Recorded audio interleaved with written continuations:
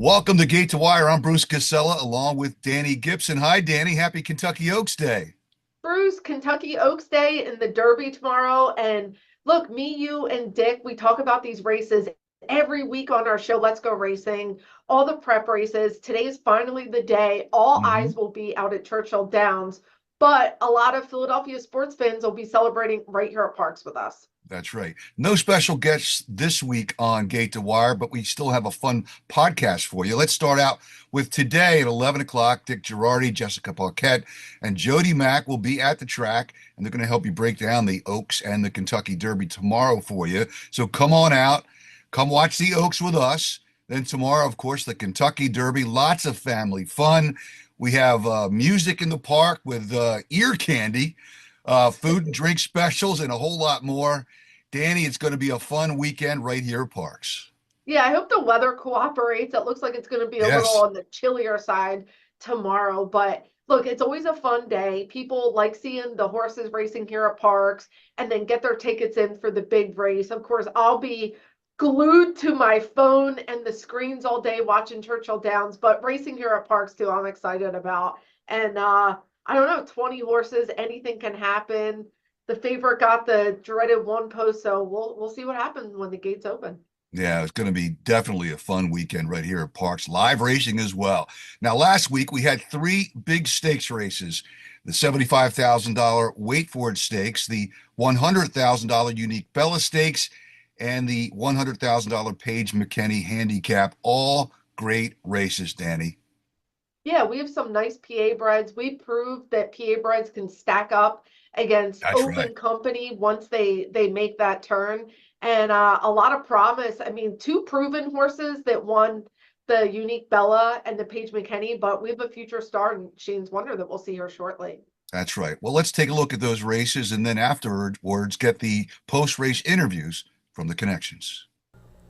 Off in racing, the Paige McKenney handicap on the outside. Crab Daddy broke on top, twisted ride up there as well, right in between horses. Insurmountable, Big Boy's Answer. 90% Maddie, he's quickly into the fifth spot. Then it's Gordian Knot. Kohler's off the pace, he's at the back. Twisted ride takes the lead from Insurmountable, Big Boy's Answer. He's in third to the outside. Crab Daddy, then to the inside in fairly tight. 90% Maddie, then it's Gordian Knot. Back to Kohler's at the back, 22-2. They head towards the far turn.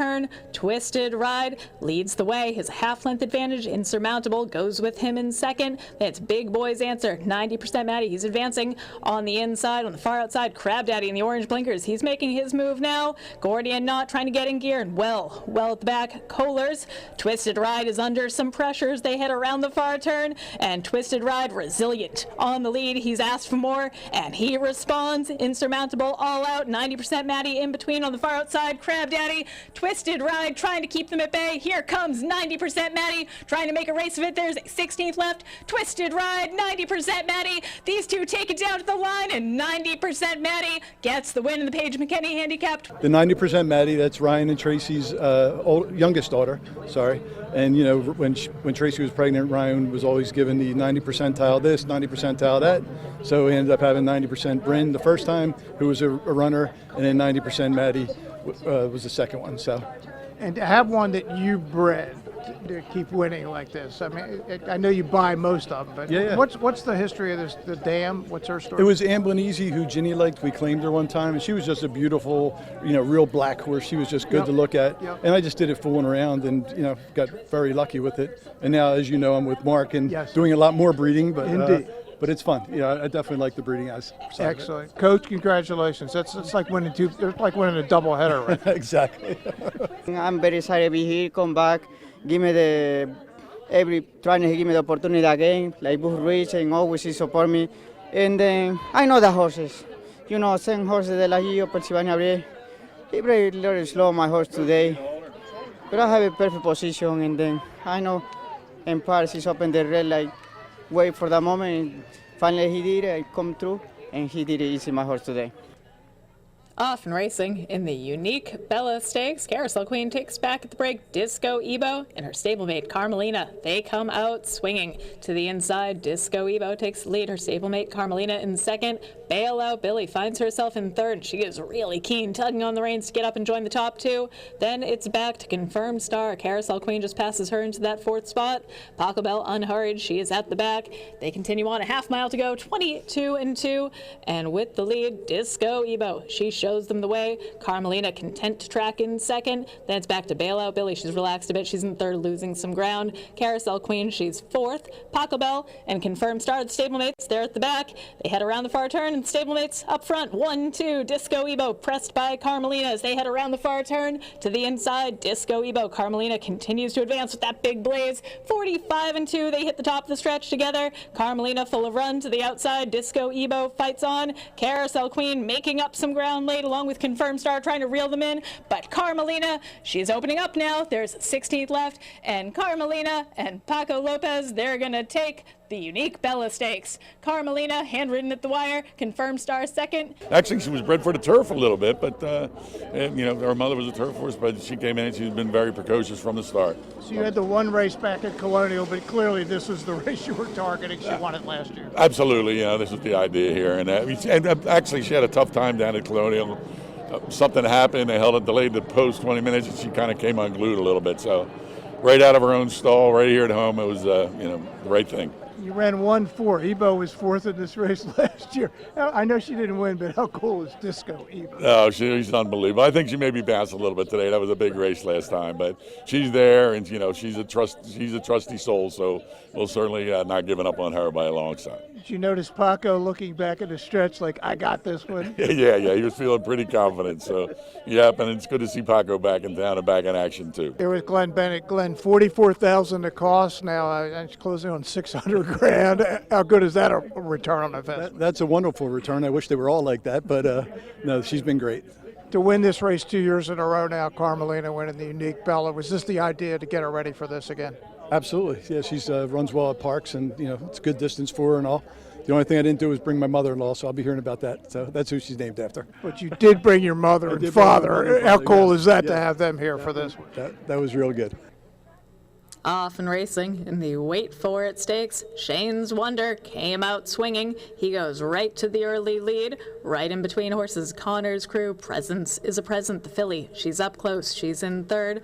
Gold in My Hands takes back fourth and last, and Shane's Wonder, he is tugging on the reins, eager on the lead. He has a 1 length advantage over the filly. Presence is a Present. She's in second to the inside. Connor's Crew, just about 2-3 back. Gold in My Hands, 22 flat the opening quarter. They head into the far turn. Shane's Wonder leads the way to the outside. Presence is a Present. She's getting a little bit closer. Connor's Crew has lost ground. Gold in My Hands now into that third spot, and around the far turn they go. Shane's Wonder has been confidently handled, but Presence is a Present looms to the outside. The half goes in 45-1. Shane's Wonder, the undefeated streak on the line, and he's trying to get away from the filly, and he's doing just that. He's opening up. Shane's Wonder pouring it on now. Gold in My Hands continues to chase in second on the far outside. Connor's Crew, but Shane's Wonder just magnificent with the 16th left. Never asked, geared down, and undefeated. Shane's Wonder takes the Wait For It Stakes. Alicio, you said after the last one how good this horse was. Even more impressive today. Well, he's doing better and better and better. The horse is really special. He was really professional today. He gave me easy lead, and he's going flying, He feels pressure, and he don't care. He just want to go. He's so classy. That's the truth. When you got to the quarter pole, there was some heat right outside of you. What did you do then to make him just take off? To be honest, I don't know. The horse just want to go at that point of the race. He just keep going. I said, okay, you want to run? Let's do it. Best horse you've ridden? Yes, that is the best horse I rode all my life. Serious. He's special. To see this performance today, first stakes race, what did it be? Well, it was getting better and better, And the way we take him step by step, I think he's doing good to him. What? There's got to be like a graded stakes race in his future now. You got to be the time we're gonna have to face the real one, and then we find out what we got. So far, we know what we got, but now we got to wait for the real test. How hard was it to keep Mr. Hutt away because the horse is undefeated and he has not been here? It was very hard, to be honest. I had numerous phone calls and emails, but at some point he said, yeah, I agree, and let's stay away, and you just win the race. What'd you think of the performance? Awesome. I think that's one of the best horses we have ever owned, besides Uptown Charlie Brown, and Wait For It was a great horse, but this might be something special. I just said to Freddie, it's probably going to have to be a graded stake next. Anything in mind?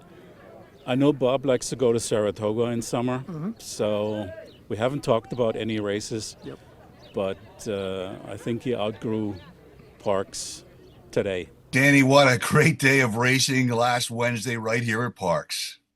Yeah, I mean, I know everyone's really excited about Shane's Wonder, the 3-year-old sprinter, and then great to see those classy horses of Butch Reed, 90% Maddie, Carmelina, back in the winner's circle. Of course, Paco, he's just a veteran, and he knows how to get horses to run for him. And I think he really made the difference on both horses. So pretty exciting stuff, and excited to see where those PA Breds take their next step forward. All right. Well, don't forget today and tomorrow right here at Parx, music in the park with ear candy, food and drink specials, and a whole lot more. Gates are already open. They opened at 10 o'clock. So come on out and enjoy a day of racing, of course, the Kentucky Derby and the Oaks right here at Parx. Danny, I can't let you go without giving us a Kentucky Derby winner. Who do you like? Oh God, I'm still looking through it, but my heart right now, if you had to ask me right now, Further Ado and Johnny Velasquez. Yeah, I'm right there with you based off his Bluegrass Stakes victory. Not a good draw for Renegade on the rail. He's got a great jockey, but he's going to have to get through a lot of horses, and he's going to have to use his horse early, especially coming out of Gate 1. Yeah, and you know, we know Japan's getting closer and closer to win the Derby, and there's a lot of horses I like underneath. So I'm going to do some kind of Further Ado combination with one of the closers and see what I can come up with. All right, Danny. Well, that's going to do it for Gate to Wire. Hope you enjoyed the show. And don't forget, we're back on tomorrow on NBC Sports Philadelphia with Let's Go Racing. We're going to go all through the summer until after the Pennsylvania Derby in September. So it's so nice to be back on NBC Sports Philadelphia at 10 a.m.